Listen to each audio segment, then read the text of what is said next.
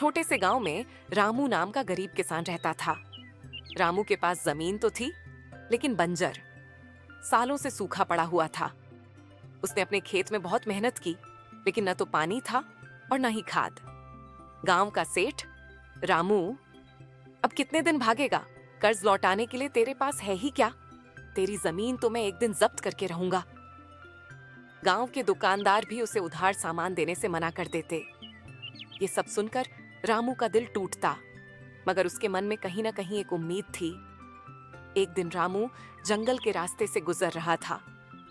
उसने देखा कि एक बूढ़ा साधु पीपल के पेड़ के नीचे खड़ा है। रामू ने प्रणाम किया और रोते हुए अपनी सारी परेशानी बता दी।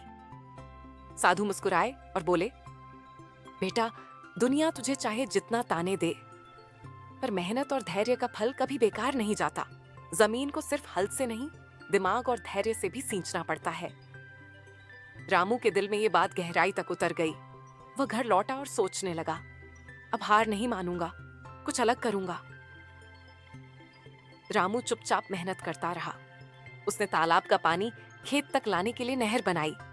गांव से थोड़ी दूर शहर जाकर उसने नई तकनीकें सीखी, जैविक खेती और सब्जी फल उगाने के तरीके।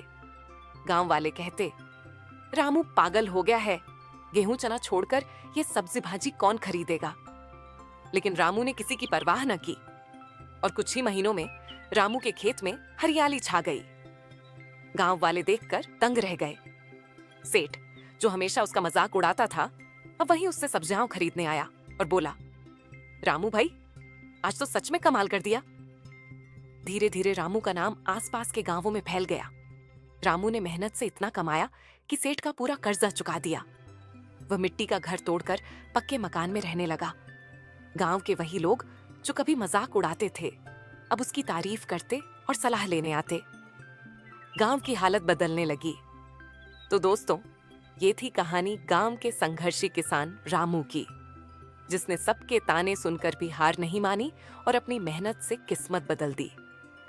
अगर आपको ये कहानी अच्छी लगी हो तो कृपया हमारे चैनल कलर टून को लाइक, सब्सक्राइब और कमेंट जरूर करें।